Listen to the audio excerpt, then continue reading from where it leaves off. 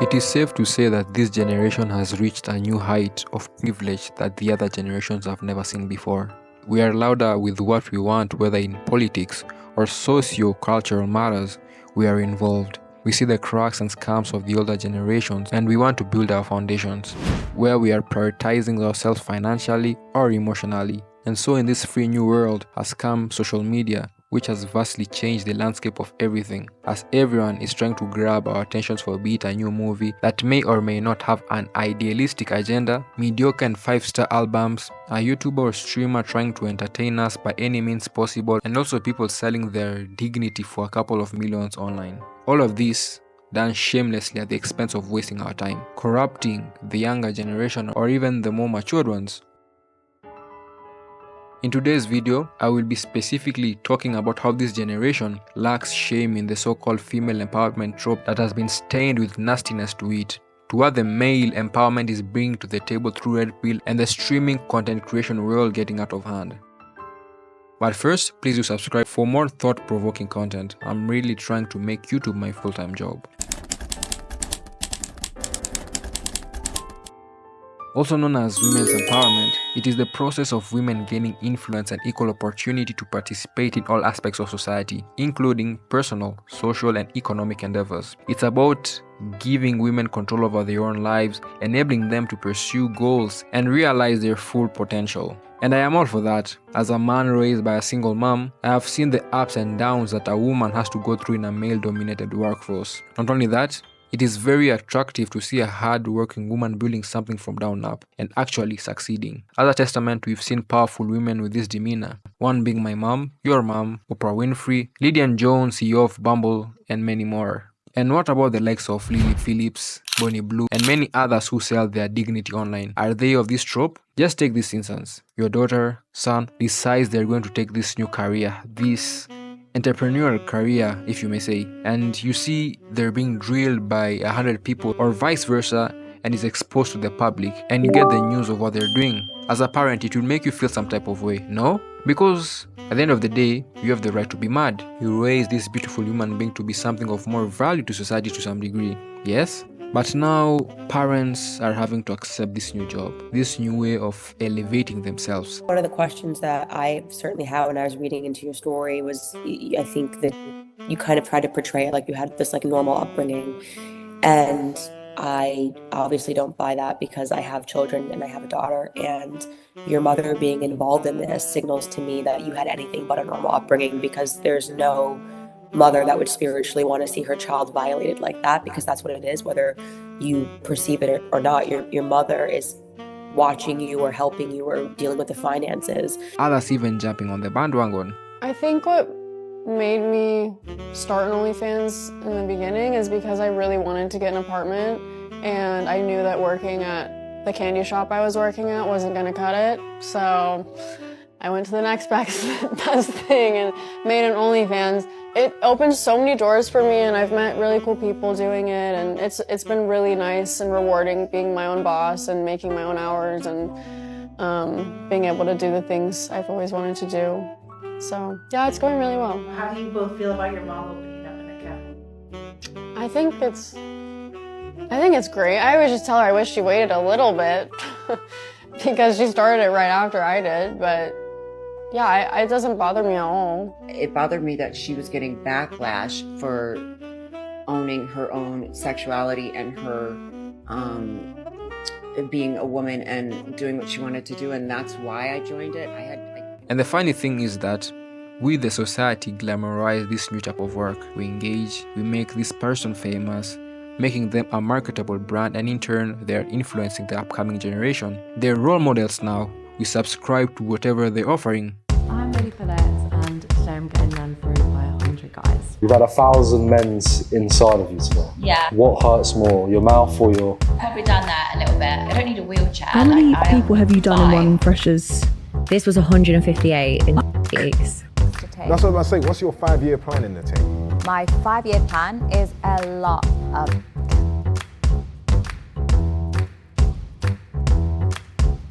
Furthermore, in my research, I found interesting not safe for work videos on YouTube with very interesting titles, and when you watch the videos, it makes you wonder if you are in the right platform. In addition, they get thirsty engaging comments like this, and loads of views as well. But anyway, further into the rabbit hole, I found various Reddit pages promoting these materials. By that I mean linking the various videos to YouTube when you click on the video. And the icing on the cake is that various Reddit discussions are supporting this kind of content. Citing an example, one said, "You do know that the original YouTube had a lot of adult content. So let's not be prudish and let big tech take away our content for few people who can't even handle a nipple. It is informative without being actually P-Hub. People put effort in teaching you one or two things." Well, excuse me, sir, how does this teach you anything? Or this, one is literally naked in a see-through dress, exposing her downstairs, and the other is completely naked. Like, come on, is this something that you want to see in our beautiful platform YouTube? This just goes to show the bigger issue that lies in what seemed to be a safe space. With that being said, am I trying to give my own biased opinion and redefine what female empowerment is? Well, no. As a matter of fact, the world is your oyster, and you have the free will to do almost anything you want in this life. We all deal with the consequences of our choice.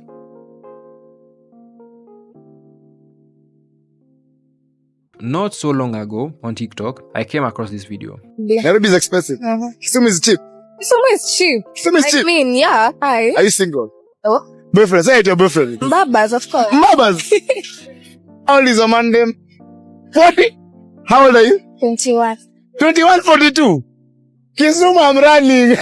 At least There's no big deal. There's no big So long as there's money. Yeah, exactly. La benefit. So most girls in Kisumu, they have like old men. Yeah, of course. Most girls. You may have probably noticed that these are very young people at early stages in their lives, exclaiming how they are tired of this hard life and want older women or men to sponsor their lifestyle. It's very hard, and I was like, So I met this boy or interviewer called Machiavelli. He interviewed me in a dating app called Ignite Cove. And I was like, why not? I should try it out. So I met a man, and I was like, boom, you know. So last year he took me out to Mombasa. After some times we came back, and I was working. So my working experience here in Nairobi was very hard because home and work was far away. So I told my man, and who is my man? Of course, he did that thing, and he rented a place for me. And he paid for all the bills. So things didn't work out as usual, only because he wanted kids and I didn't want. But then I told myself, there are more opportunities on Ignite Cove. I log in and look for another person. And then they throw in the name Ignite Cove in a way that seems to be an ad campaign. Imagine if there was a dating app where you could get the numbers of anyone you want at any time. There's this new Kenyan dating app called Ignite Cove. Hey guys, this is me at Hemingway's restaurant in Karen. Just came to meet this new friend of mine. I met on Ignite app. A dating app called Ignite Cove. And I was like, why not? I should try it out. These videos create crazy engagement, meaning that with this high exposure, it will prompt a majority of young people to go on this app and try their luck. Assuming that these girls are actually not acting, it will come to show how accessible such is, as in the case of the subject matter at hand, exposing how there's this laziness that is creeping in. Everyone wants to be taken care of instead of trying to build something from the ground up. We are so polluted in the echo of selling our bodies, our soul, for a lavish lifestyle that only lasts for 10 minutes. We seek happiness that does not exist, but is in actuality vanity of vanity.